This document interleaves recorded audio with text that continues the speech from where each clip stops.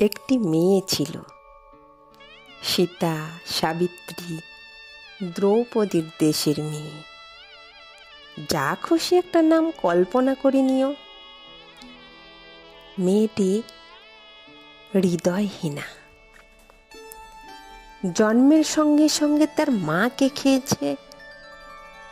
Doctor, আত্মীয়, পরিজন সবাই চেয়েছিল মাকে বাঁচাতে, অথচ মা বাঁচেনি, মেয়ে বাঁচল। মেয়ের বাপ ঘৃণায় বলল, মা খাকি, হার্টলেস মেয়ে। মেয়েটা সবার তাচ্ছিল্য পেতে পেতে বড় হলো। বড় হতে হতে ঘৃণা পেল, ঘৃণা পেতে পেতে ইউক্যালিপটাসের মতো নিষ্প্রিয় হয়ে রইল।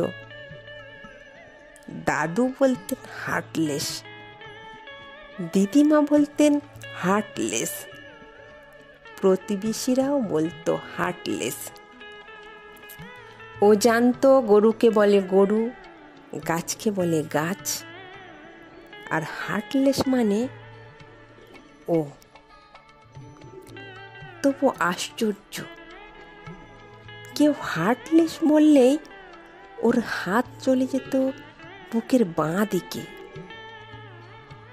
যেখানে থাকে পদ্মরাগ মণি, আলাদিনের প্রদীপ, রমজানের চাঁদ।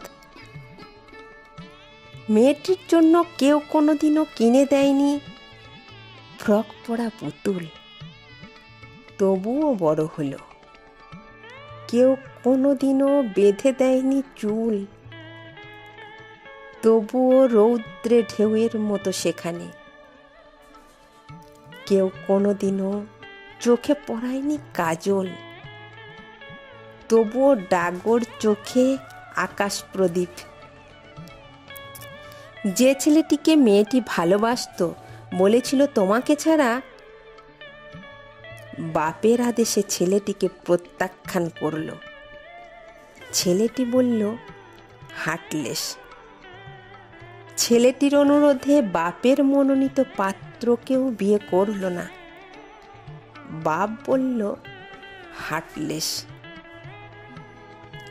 তারপর কি একটা অসুখে হৃদয়হীনা মেয়েটি দিল্লির হাসপাতালে মারা গেল।